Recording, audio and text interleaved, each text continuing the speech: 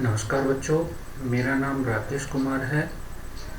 मैं PGT chemistry G++ Adbar जो कि नू डिस्ट्रिक्ट में पड़ता है उसमें कार्यरत हूँ। आज हम बच्चों पढ़ेंगे 9th क्लास का साइंस का 3rd चैप्टर जिसका नाम है एटम एंड मॉलिक्यूल्स मीन्स परमाणु और अणु। इसके बारे में इस पार्ट में हम पढ़ेंगे। ये हमारी 9th क्लास का 3rd चैप्टर है। इसमें हम बच्चों क्या क्या चीज़ें पढ़ेंगे आज। सबसे पहले बात करेंगे atom and it's representation means परमाणु क्या होता है और उसको निरूपित कैसे करते हैं। उसके बाद बात करेंगे बेटा हम एटॉमिक मास के बारे में, परमाणु द्रव्यमान के बारे में और लास्ट में हम बात करेंगे अणु के बारे में। तो चलिए सबसे पहले हम अपना पाठ शुरू करने से पहले पिछली क्लास का एक छोटा सा टॉपिक रिवाइज करेंगे जिसके बारे में हम बात करेंगे मैटर के बारे में। तो कोई बच्चा बता सकता है मैटर क्या होता है, पदार्थ क्या होता है? कोई भी ऐसी वस्तु जिसका अपना द्रव्यमान हो और जो जगह घेरती हो उसको हम कहते हैं मैटर या पदार्थ। मतलब कोई भी वस्तु जिसका द्रव्यमान होगा और जो जगह घेरती होगी उसको हम कहेंगे पदार्थ या मैटर। इंग्लिश में बात करें तो जैसे बुक का एग्जांपल लेते हैं, बुक का अपना द्रव्यमान होता है, उसको हम वेट कर सकते हैं और उसको वो एक निश्चित जगह भी घेरती है। उसको कहीं भी रखेंगे तो वहाँ पे वो अपनी जगह बना लेगी, जगह घेर लेगी, इसलिए हम इसको कहते हैं पदार्थ। जबकि जो हमारी भावनाएं हैं जैसे गुस्सा है, खुशी है, ना इनका द्रव्यमान होता है ना ये कोई जगह घेरती है, इसलिए हम इनको कहते हैं पदार्थ नहीं कहते। शाबाश बेटा। अब हम बात करते हैं पदार्थ की अवस्थाओं के बारे में। तो बेटा पदार्थ की कितनी अवस्थाएं होती हैं? 3 अवस्थाएं होती हैं। कौन कौन सी? ठोस, द्रव्य और गैस। तो आइए बेटा इनके बारे में सबसे पहले बात करते हैं ठोस के बारे में या सॉलिड के बारे में। तो कोई भी ऐसी वस्तु जिसका आकार निश्चित हो, जो निश्चित जगह घेरती हो और उसका द्रव्यमान भी फिक्स रहता, उसका द्रव्यमान परिवर्तित ना होता हो, उसको हम कहते हैं सॉलिड। इसके साथ साथ सॉलिड के और गुण के बारे में बात करें तो पहले इन 3 ही गुणों के बारे में हम एक्सप्लेन कर रहा हूं मैं यहाँ पे बुक का एग्जांपल लेके। कोई बच्चा बता सकता है बुक ठोस है, द्रव्य है या गैस है? शाबाश। बुक हमारी ठोस होती है। क्यों होती है? पहली चीज तो बुक जो है या कोई भी ठोस पदार्थ जो है वो निश्चित जगह घेरता है। उसको हम कहीं पे भी रख दें, उसने जो जगह घेरनी है वो उतनी ही जगह घेरेगा, मीन्स उसका आयतन निश्चित होता है। दूसरी बात करें कि बुक का द्रव्यमान भी निश्चित होता है। बुक को हम कहीं पे भी ले जाके वेट करें, पृथ्वी पर कहीं पे भी उसका वेट करें तो उसका वजन भी या द्रव्यमान भी निश्चित होता है। तीसरी चीज वो जो जगह घेरती है वो भी निश्चित है, उसका आकार भी परिवर्तित नहीं होता। मतलब बुक को हम कहीं भी रखते हैं उसका आकार एक जैसा रहता है। तो कोई भी ऐसी वस्तु जिसका आकार निश्चित हो, जो निश्चित जगह घेरती हो, उसको हम कहेंगे ठोस। इसके अलावा और गुणों के बारे में बात करें तो ठोस का जो डेंसिटी होती है, जो उसका हम अपनी कॉमन लैंग्वेज में बात करते हैं वजन, वो ज़्यादा होता है। जैसे यहाँ पे डेंसिटी को मैं एक छोटे से उदाहरण से बात करूं कि मेरे पास एक लोहे का टुकड़ा है और रुई है, तो किसका वजन ज़्यादा होगा, कौन सी चीज़ भारी होगी? तो नेचुरल है, सबका आंसर क्या होगा? लोहा। क्यों? क्योंकि लोहे की डेंसिटी ज़्यादा होती है। डेंसिटी से बेटा मतलब होता है कि निश्चित जगह में उसका वजन कितना होगा, उसका द्रव्यमान कितना होगा। तो लोहा जो होता है वो कम जगह में उसका वजन या उसका द्रव्यमान ज्यादा होता है। तो ये होती है हमारी डेंसिटी। तो जो ठोस पदार्थ होते हैं उसकी डेंसिटी या घनत्व ज्यादा होता है। तीसरी चीज जो सबको पता ही है, ठोस वस्तुएं क्या होती हैं? कठोर होती हैं। उनको हम दबा नहीं सकते। वो अगर उनको दबाएंगे तो वो टूट जाएंगी, बिखर जाएंगी, चूर्ण बन जाएगा, उनका पाउडर बन जाएगा, लेकिन वो दबेंगी नहीं। तो ये तो बात होगी हमारी ठोस की, जिनमें ये सारे गुण होंगे उनको हम कहेंगे ठोस पदार्थ। उसके बाद बात करते हैं द्रव्य पदार्थ। की, द्रव्य पदार्थ का न ही आकार निश्चित होता है न ही आयतन निश्चित होता है। मीन्स द्रव्यमान आयतन निश्चित होता है लेकिन वो उनका आकार निश्चित नहीं होता। जैसे पानी, कोई बच्चा बताएगा पानी द्रव्य है या ठोस है? द्रव्य है। कैसे कहोगे कि ये द्रव्य है? कि इसका आकार निश्चित होता नहीं होता लेकिन आयतन निश्चित होता है। मीन्स ये निश्चित जगह घेरता है। जैसे मैं 1 लीटर पानी की बात करूं तो इसका आयतन हो गया या वॉल्यूम होगी 1 लीटर, 1 लीटर। लेकिन इसका आकार की बात करें तो अगर मैं इसको बोतल में भर देता हूं तो ये बोतल के आकार का हो जाएगा, जग में डाल देता हूं तो जग के आकार का हो जाएगा, इसको कुएं में डाल दें तो कुएं के आकार का हो जाएगा। मीन्स इसकी जो आकार है वो किस पे निर्भर करता है? जिस भी बर्तन में या जिस भी जगह पे हमने उसको रखा हुआ है, इसलिए इसका आकार निश्चित नहीं होता।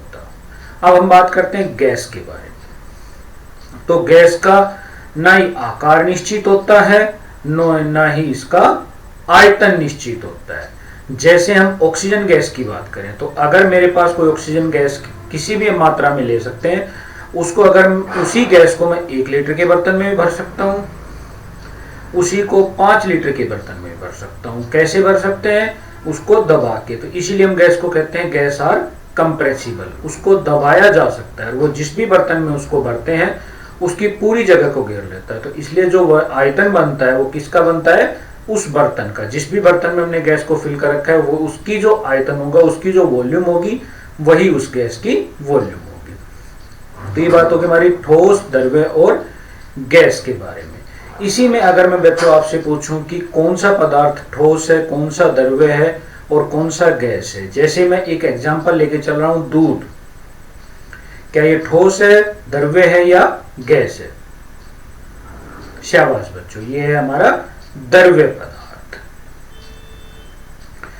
अब हम बात करते हैं हमारे मेन टॉपिक के बारे में, परमाणु के बारे में। जैसा कि हमारे पाठ का नाम है परमाणु और अणु, तो आज हम बात करें सबसे पहले परमाणु के बारे में।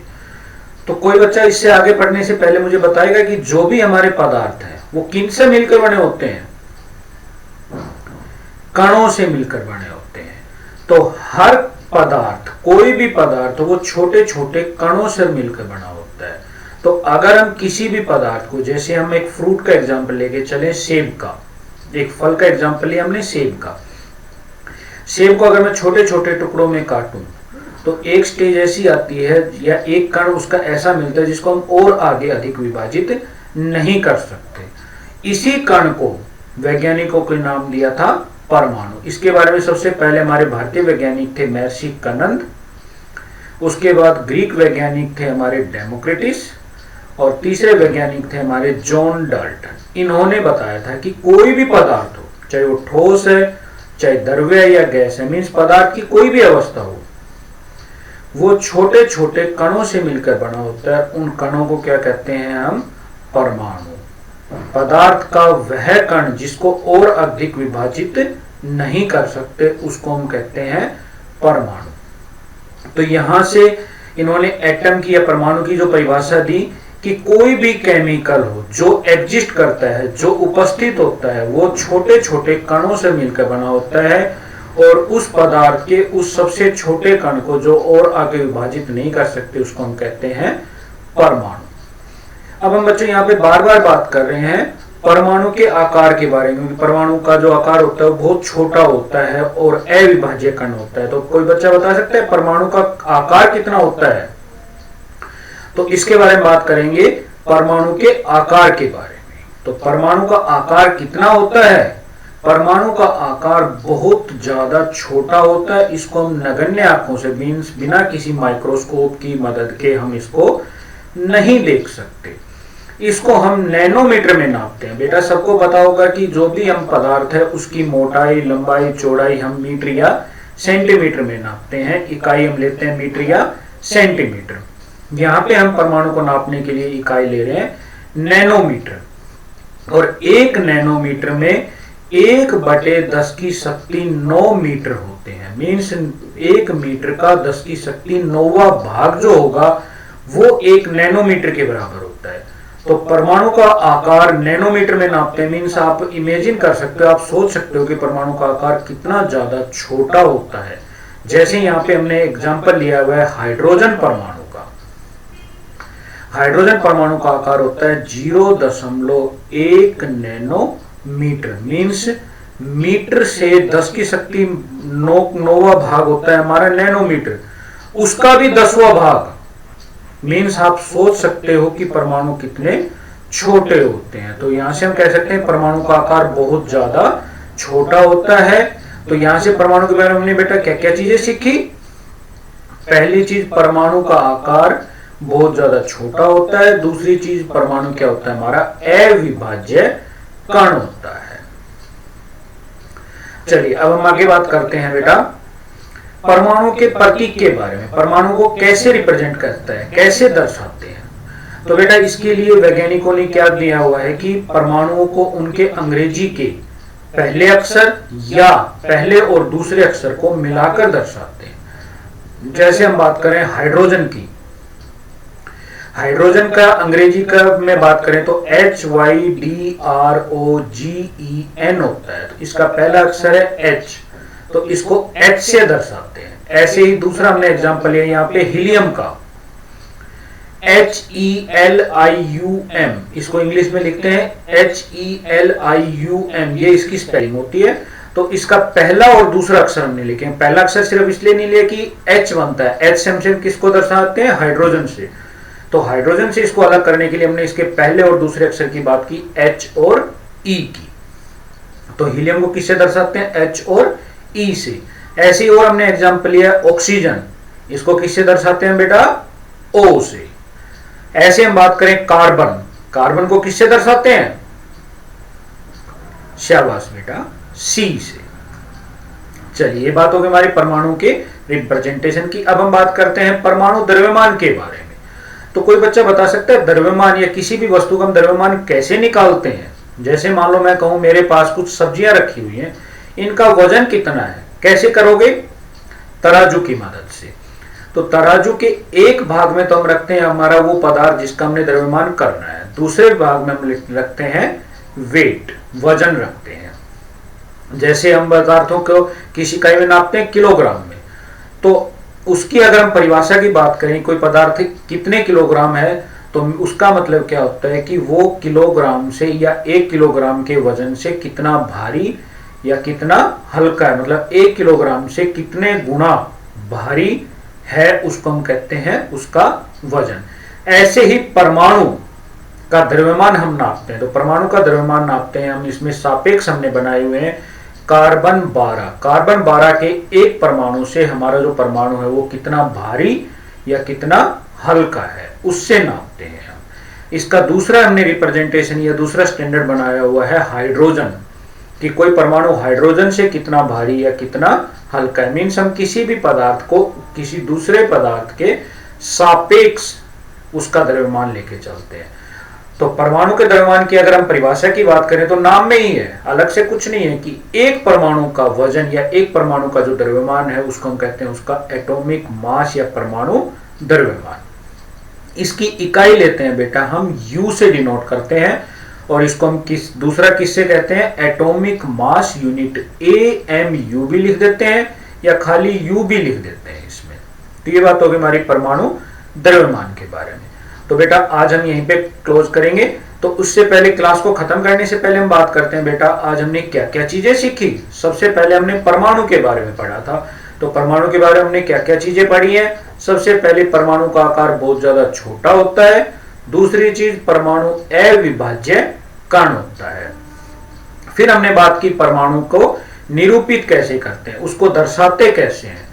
तो उसको अंग्रेजी के पहले या पहले और दूसरे दोनों शब्दों को मिलाकर दर्शाते हैं। फिर हमने बात की परमाणु द्रव्यमान के बारे में, कि एक परमाणु का जो द्रव्यमान होता है उसको हम कहते हैं उस परमाणु का द्रव्यमान। तो बेटा आज हम यहीं तक करेंगे। इसके आगे की क्लास बेटा हम बात करेंगे नेक्स्ट क्लास में अणु और उसके बारे में।